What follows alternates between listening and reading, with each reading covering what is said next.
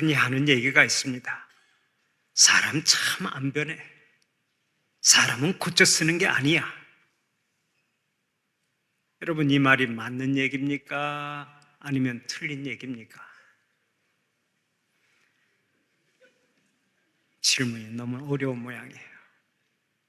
사람이 잘 변하지 않으니까 맞다고 하는 사람이 많습니다만은 우리 주님께서는 우리에게 친히 말씀하십니다. 사람은 변화될 수 있다. 사람은 뒤집어질 수 있다. 새롭게 살아갈 수 있다. 사람은 얼마든지 변화되고 새롭게 살아갈 수 있다고 강조하십니다. 그래서 성경을 보면 이런 명령이 자주 등장합니다. 떠나라, 도망하라, 모든 것을 버리라, 자기를 부인하라, 배설물로 여기라, 나를 따르라. 이런 명령들은 삶의 자리에서 당장 뛰쳐나오라고 하는 능동태 명령입니다. 옛 생활, 옛 성품에서 벗어나라. 우울질, 담습질, 점액질, 다혈질에서 뛰쳐나와 예수가 내 안에 사는 예수질이 되어라. A형, B형, AB형, O형을 버리고 J형, 지저스형, 예수형이 되어서 너희 몸속에 예수의 피가 흐르게 하라. 옛사람을 단호하게 벗어버리고 새 사람이 되라는 것입니다. 예수의 사람으로 변화되어야 한다는 말씀입니다. 그렇다면 옛 생활과 옛 성품을 버리지 않고서 나는 변하기 싫어, 나는 그냥 이대로 사는 게 좋아하고 항상 그 자리에 앉아 있는 사람은 어떤 면에서 예수를 잘못 믿는 것입니다. 예수 믿고 산다는 것 자체가 곧 옛사람을 벗어버리고 새 사람이 된다고 하는 것을 뜻하기 때문입니다. 사랑하는 우리 성도들은 세월이 흐르면 흐를수록 예수님을 더 닮아가는 변화의 복이 있기를 바랍니다. 날마다 성화되어 가면서 하나님이 기뻐하시는 성도들로 살아가시기를 축원합니다. 오늘 또 많은 사람들이 변화하는 것을 싫어합니다. 길도 가던 길로만 가려고 하고, 말도 하던 대로만 하려고 하고, 생활도 자기만의 스타일을 고집하는 경향이 많습니다. 새로운 모험을 두려워합니다. 이것이 인간의 본성인지도 모르겠습니다. 그러나 변화해야 할 때는 과감히 변화해야 합니다.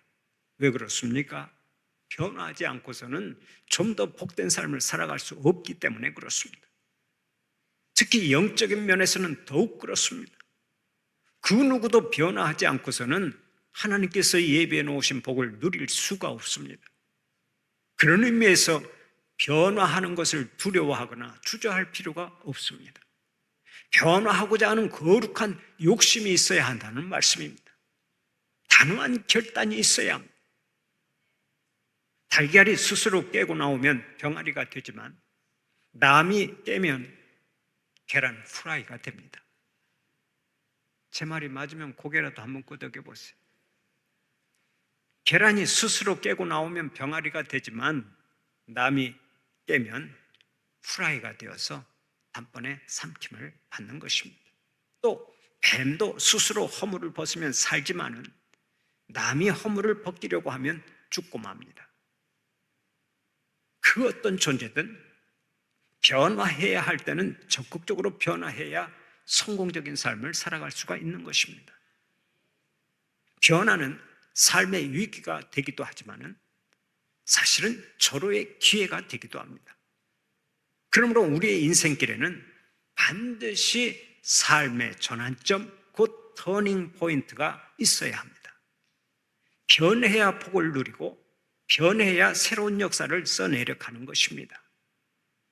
오늘의 본문에 나오는 야곱은 변화의 복을 누린 대표적인 사람입니다. 야곱은 본래 변화가 어려운 사람이었습니다. 그러나 그럼에도 불구하고의 변화가 있었습니다. 그때부터 야곱은 말할 수 없는 복을 받았습니다. 그의 이름까지도 야곱에서 이스라엘로 바뀌는 복을 누렸습니다. 우리가 아는 대로 야곱은 뒤꿈치를 잡은 자, 거짓말쟁이라고 하는 뜻을 가지고 있습니다. 그러나 이스라엘은 하나님과 겨루어 이긴 자라는 뜻을 가지고 있습니다. 하나님과 씨름을 하며 복을 달라고 했던 야곱에게 하나님께서 주신 새로운 이름이 이스라엘인데, 이 이름이 훗날 그의 후손들이 세운 국가의 이름이 되었습니다. 야곱의 새로운 이름 이스라엘이 한 국가의 이름이 되었으니 이것이 얼마나 큰 영광입니까? 야곱은 변화된 이후로 누구보다 큰 복을 받았던 것입니다. 성경이 이 변화의 스토리를 소개하는 목적이 있습니다. 하나님께서 구원하신 사람은 그 누구든 변화될 수 있다는 사실을 실증적으로 제시하고자 하는 것입니다. 그렇습니다. 변화는 누구든지 가능합니다. 변화는 얼마든지 가능하다고요. 그리고 변화된 이후에는 반드시 복이 따라옵니다. 반드시 승리가 따라옵니다. 반드시 형통이 따라옵니다. 반드시 영광이 따라오는 것입니다. 사실 야곱은 성격의 근본이 좋지 않은 사람이었습니다. 어머니의 뱃속에서부터 경쟁심이 아주 강했습니다. 그래서 형의 발뒤꿈치를 잡고 놓지 않아서 어머니가 해산할 때 죽도록 고생을 하게 만들었습니다. 쌍둥이로 태어나서도 형 에서에 대한 시기심 때문에 수도 없이 속임수를 썼습니다. 그러다가 형의 원한을 사서 집을 떠나야 했고 20년 이상을 타양살이와 머슴살이로 말할 수 없는 고생을 했습니다. 사기도 숱하게 당했습니다. 죗값을 톡톡히 치렀습니다. 그런데도 근본적인 변화가 없었습니다. 그렇다고 그가 신앙이 없는 것도 아니었죠. 나름대로 기도도 많이 했습니다. 야복강 나루터에서는 생명을 걸고 기도해서 응답도 받았습니다. 그런데 근본이 달라지지 않았습니다. 그래서 세겜 땅에 머물다가 하나밖에 없는 외동딸이 성폭행 당하는 것을 지켜봐야 했습니다. 아들들이 복수심에 불타 살육을 일삼는 것도 지켜봐야 했습니다. 이제 더 이상 변화되지 않으면 안 될 지경에 이르렀습니다. 그가 변하지 않으면 자기도 죽고 자식도 죽고 가정도 망할 형편이 되었던 거예요. 그야말로 벼랑 끝에 위기를 만났습니다. 바로 그때 우리 하나님께서 오늘의 본문 1절, 2절을 통해 말씀하셨습니다. 야곱아, 이제는 신앙의 본적지 베델로 다시 올라가거라. 거기서 새롭게 변화를 받아라. 옛사람을 과감하게 청산하고 새사람을 입으라. 야곱에게 신앙의 원점으로 돌아가서 다시 출발하라고 최후의 통첩을 보내신 것입니다. 그때 야곱이 어떻게 응답했습니까? 하나님께서 말씀하신 대로 옛생활을 깨끗이 청산해버렸습니다. 즉각 베델로 올라갔습니다. 신앙을 완전히 회복했습니다. 새롭게 살았습니다. 그때부터 하늘문도 열렸습니다. 하늘의 신령한 복이 차고 넘쳐났습니다. 믿음의 족장으로 우뚝 서게 되었습니다. 얼마나 놀라운 복입니까? 여러분, 하나님께서 야곱에게만 이렇게 복 주기를 원하시겠습니까? 그렇지 않습니다. 우리에게도 똑같이 복 주기를 원하십니다.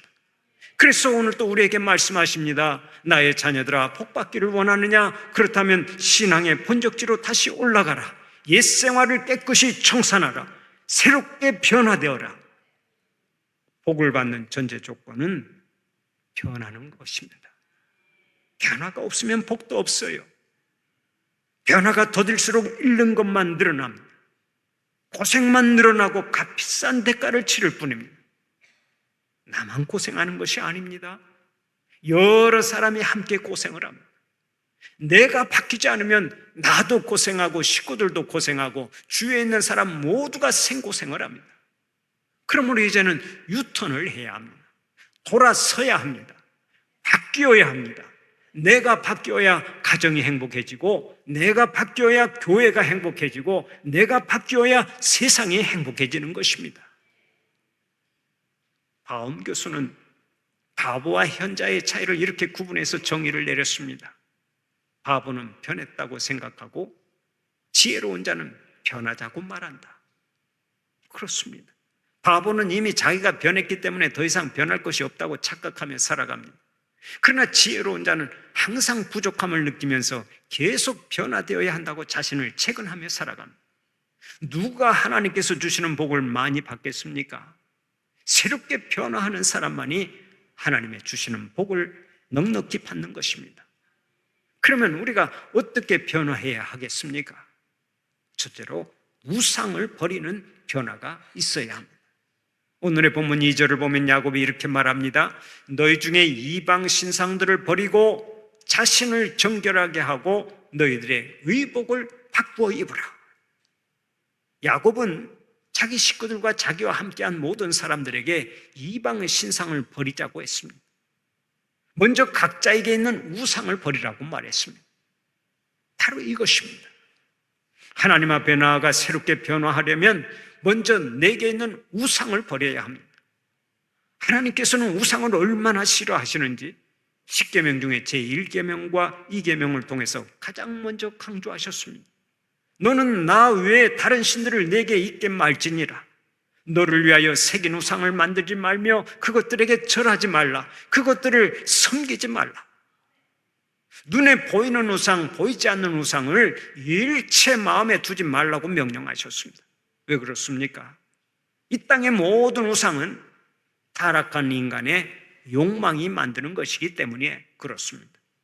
인간이 섬기는 우상 속에는 반드시 탐심이 숨어 있습니다. 따라서 탐심을 가지고 있는 우상 숭배자는 범죄하게 되고 하나님을 멀리하게 되고 멸망의 길을 자초하게 되는 것입니다.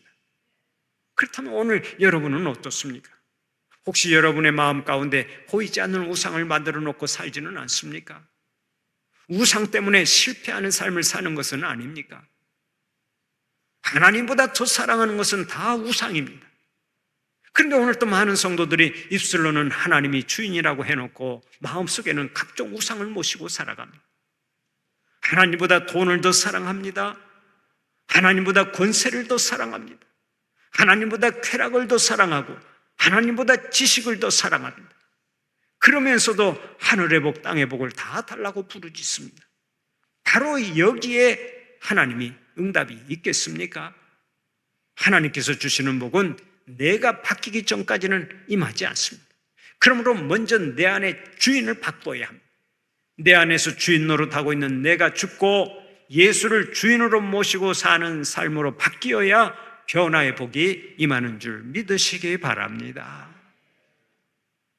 2022년 2월에 하늘나라로 돌아간 이어령 교수는 한국 최고의 지성이었습니다. 그는 소설가이자 시인이었고 수필과 희곡까지 써낸 작가였는데 우리나라 초대 문화부 장관을 역임한 인물이죠. 그는 노년에 목사이자 변호사였던 딸의 전도를 받고 예수를 믿었습니다. 세례를 받았습니다. 그가 TV에 출연해서 영화감독 이장호 씨와 대담을 했는데 거기서 세례를 받던 순간의 느낌을 묻자 이렇게 대답했습니다. 저는 그동안 누군가에게 몸을 맡겨본 적이 없었습니다. 얼마나 외로운 삶이었겠습니까? 혼자 바들바들하면서 여기까지 온 내가 너무 불쌍했습니다. 기독교 신자인 가장 사랑하는 내 딸도 얼마나 쓸쓸했겠습니까? 세례를 받는 순간 나도 모르게 눈물이 나왔습니다. 그는 계속해서 다음과 같이 말했습니다. 나는 의심 많은 제자 토마였습니다. 보이지 않으면 믿지 않는 지식인이었습니다. 그동안 내가 얼마나 잘못 살아왔고 얼마나 많은 것이 부족했었는지를 알게 되었습니다. 이제 나는 인간의 오만을 다 버립니다. 오만함을 버리는 것이 저에게는 가장 큰 변화입니다. 이어령 교수는 극적으로 인생의 주인을 바꾸었습니다. 그동안 악착같이 자기가 주인 노릇하며 살았지만 이제는 아니라고 고백했습니다. 인생의 주인은 오직 예수님이시라고 만방에 선언했습니다. 저는 그의 선언이 이 세상을 살아가는 현대인들에게 큰 영향력을 끼쳤다고 믿습니다. 그러면 예수님을 내 인생의 주인으로 모시고 살아가려고 할 때 내가 어떻게 해야 합니까? 먼저 내 안에 있는 나의 자아가 죽어야 합니다. 내가 나의 욕심과 나의 정을 십자가에 못 박고 죽어야 예수님이 나의 주인이 되시는 것입니다. 그런데 희한하게도 내가 죽으면 우리 주님께서 내 마음을 바꾸어 주십니다. 세상도 온통 새 것으로 바꾸어 주십니다. 이제는 내가 보는 세상이 더 이상 옛 하늘과 옛 땅이 아닙니다. 완전히 새 하늘과 새 땅입니다. 그래서 온 세상을 주님의 눈으로 보고 주님의 생각으로 생각하고 주님의 마음으로 살아가게 하십니다. 이것이 인생 최대 복인 줄 믿으시기를 바랍니다. 한 성도가 종교개혁자 마르틴 루터를 찾아와서 물었습니다. 목사님, 어떻게 하면 그 많은 사탄의 시험을 이길 수 있었습니까? 루터가 말했습니다. 나에게도 자주 사탄이 찾아와서 마음의 문을 두드린다네. 그리고 문을 열어달라고 소리친다네. 그럴 때마다 내 마음의 주인 되시는 예수님이 나가서 문을 열어주신다네. 그때 사탄이 이 집에 루터가 살고 있죠? 하고 물으면 예수님께서 잘못 찾아오셨소 라고 말씀하신다네.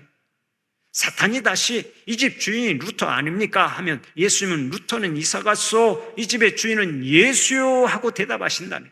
그러면 사탄은 대경실색하고 돌아간다네. 내가 주인 노릇하면 사탄이 끊임없이 건드립니다. 그러나 예수님이 내 안에 주인이 되시면 사탄은 한 길로 왔다가 7길로 도망치는 거예요. 사랑하는 우리 성도들은 모든 우상을 버리고 예수님만을 주인으로 모시고 살아서 언제나 하늘의 복이 차고 넘쳐나시기를 축원합니다. 두 번째로 나를 정결하게 하는 변화가 있어야 합니다. 오늘의 본문 2절을 보면 야곱이 이렇게 말합니다. 너희는 자신을 정결하게 하고 의복을 바꿔 입으라. 우상을 버리고 하나님만을 인생의 주인으로 모셨으면 이제 정결하게 살자는 얘기입니다. 새롭게 살자는 것입니다. 바로 이것입니다. 우리 속에 더러운 것을 버렸으면 이제 새로운 것으로 채워야 합니다. 만약 버릴 것을 버렸는데 새로운 것을 채우지 않으면 상황은 언제든지 악화될 수가 있는 거예요. 성경을 보면 이런 비유가 나옵니다. 어떤 사람이 귀신에 들렸습니다. 얼마 후 하나님의 은혜로 나음을 입었습니다. 그런데 그 빈 심령에 하늘의 신령한 것들로 채우지를 않았습니다. 그랬더니 쫓겨난 귀신이 자기보다 더 악한 귀신 7을 데리고 들어와 또다시 그 사람을 점령해 버렸습니다. 그거 얼마나 불쌍한 인생이 되고 말았습니다. 버릴 것을 버렸으면 좋은 것으로 채워서 삶의 내용이 달라져야 마땅한 것입니다. 좋은 쪽으로 바뀌어야 한다는 말씀입니다. 그래야 그것이 복이 되는 거예요. 오늘의 본문을 보면 자신을 정결하게 하고 의복을 바꿔 입으라라고 하는 말씀이 나오는데 여기서 의복을 바꿔 입으라라는 말은 옷을 자주 갈아입으라라는 뜻이 아닙니다. 이 말의 원뜻은 회개를 의미합니다. 과거의 죄악된 생활을 버리고 새롭게 살아라, 삶을 완전히 바꿔라 라는 뜻입니다. 여러분, 하나님께서 주시는 복을 원하십니까? 그러면 삶의 태도를 한번 바꾸어 보세요. 한때 어떤 가수가 나와서 바꿔 하고 노래했는데 그 말대로 잘못된 것을 한번 바꿔보세요. 제가 여러분에게 질문 하나 하겠습니다. 대답해 보세요. 여러분 아침에 일어나서 제일 먼저 하는 것이 무엇입니까? 어떤 사람은 일어나자마자 불평부터 쏟아냅니다. 아이고, 날씨 한번 더럽게 덥네. 아이고, 왜 이렇게 또 비가 와? 아이고, 왜 이렇게 몸이 찌뿌둥하다냐? 하루를 불평과 원망으로 시작합니다. 하나님, 지난밤에도 편안히 잠을 잘 자게 해주셔서 감사합니다. 오늘 또 하나님의 은혜를 기대하며 출발하겠습니다. 하나님, 저와 함께하여 주시옵소서 하고 기도를 하고 하루를 시작하면 얼마나 좋겠습니까? 그런데 역사에 다시 돌아오지 않은 그 좋은 아침 시간에 불평과 원망으로 하루를 시작하니 얼마나 가슴 아픈 일입니까? 여러분 한번 바꿔보세요. 하루를 시작하되 먼저 하나님을 찾고, 가장 먼저 하나님을 찾고 하나님의 말씀을 묵상하고 기도로 하루를 시작해 보세요. 인생을 되는 대로 그냥 막 살아가지 말고 하나님의 말씀으로 충만해서 하루하루를 살아가는 것을 습관화해 보세요. 그러면 여러분의 삶이 달라지고 여러분의 가정이 달라지고 세상이 달라질 것입니다. 아멘입니까? 여러분 언제나 이 행복을 창조하는 언어만을 사용하면서 하나님께 영광 돌리고 모든 사람들에게 은혜를 끼치는 자들이 되시기를 축원합니다. 우리가 새롭게 변화되면 하나님께서 복을 주시는데 그것이 구체적으로 어떤 복입니까? 먼저 신분을 새롭게 승격시켜 주십니다. 오늘의 본문 9절 이하를 보십시오. 야곱이 옛 생활을 과감하게 정리하고 돌아오자 하나님께서 어떤 복을 주셨습니까? 즉각 새 이름을 불러주셨습니다. 이제 너는 더 이상 옛사람 야곱이 아니라 새사람 이스라엘이다. 이스라엘이라고 하는 이름은 승리자라고 하는 뜻입니다. 하나님의 사람으로서 세상을 이기는 자가 된다는 뜻입니다. 얼마나 놀라운 신분의 승격입니까? 하나님께서는 새롭게 변화한 야곱을 어떠한 환경 속에서도 승리자로 살아갈 수 있도록 복을 주셨습니다. 하나님께서 특별한 영권을 주신 것입니다. 바로 이것입니다. 하나님은 우리가 변화하는 만큼 강력한 영권을 주십니다. 하늘의 권세를 덧입혀 주십니다. 그래서 모든 일에 승리하게 하십니다. 본문 5절 이하를 보면 야곱이 모든 우상과 더러운 것들을 청산했을 때 주위에 있던 족속들이 감히 야곱을 대항하지 못했습니다. 왜 그랬습니까? 그에게 신비한 영권이 주어졌기 때문입니다. 신분이 변화되면 영적 권세가 주어집니다. 이것을 사도행전 1장 8절에서는 성령의 권능이라고 말합니다. 옛사람을 청산하고 변화되어서 하늘 권세를 가지고 살아가는 여러분들이 되시기를 바랍니다. 다음으로 새로운 복을 더해 주십니다. 오늘의 본문이 전개되는 것을 보면 참 재밌습니다. 야곱이 옛 생활을 정리하고 새롭게 변화되었을 때 그의 이름이 이스라엘로 바뀌었습니다. 그런데 그때 하나님의 이름도 바뀌었습니다. 어떻게 바뀌었습니까? 11절을 보면 나는 전능한 하나님이니라 라고 하셨습니다. 이 말이 히브리어로는 엘 샤다이입니다. 엘 샤다이. 큰 권능의 하나님이시라는 말입니다. 없는 것을 있게 하시고 무에서 유를 창조하시고 죽은 자도 다시 살리시는 전능하신 하나님이시라는 것입니다. 이처럼 큰 권능의 하나님께서 변화된 야곱에게 엄청난 복을 약속하셨습니다. 그래서 야곱은 12지파의 족장이 됩니다. 능력 있게 살아갔습니다. 구원의 역사를 펼쳐갔습니다. 이것이 바로 변화의 복인 줄 믿으시기 바랍니다. 여러분 잘 기억하고 사십시오. 하나님께서 기뻐하시는 변화는 반드시 신분의 승격을 가져다 줍니다. 반드시 하늘의 권세를 가져다 줍니다. 새로운 복을 받고 새로운 역사를 써내려가도록 하나님께서 은혜를 베풀어 주시는 것입니다. 사랑하는 우리 성도들은 각종 우상과 더러운 것들을 다 버리고 성결하게 변화되어서 하나님께서 주시는 복이 언제나 차고 넘쳐나시기를 간절히 축원합니다.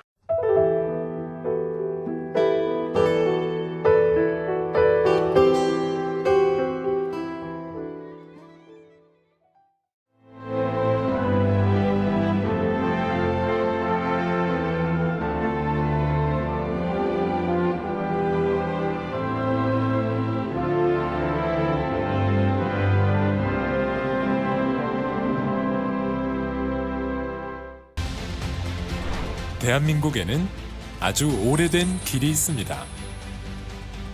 8,000년의 시간 속에 다듬고 보듬으며 지켜낸 생명의 길, 순천 갯발. 천년의 가치를 담아 오롯이 간직해온 치유의 길, 순천 서남사. 그 길 위에서 펼쳐지는 수많은 삶의 이야기들. 세계 속에서 빛나는 그 귀한 가치를 더 나은 내일로 이어가는 시간. 2025 순천 세계유산 축전.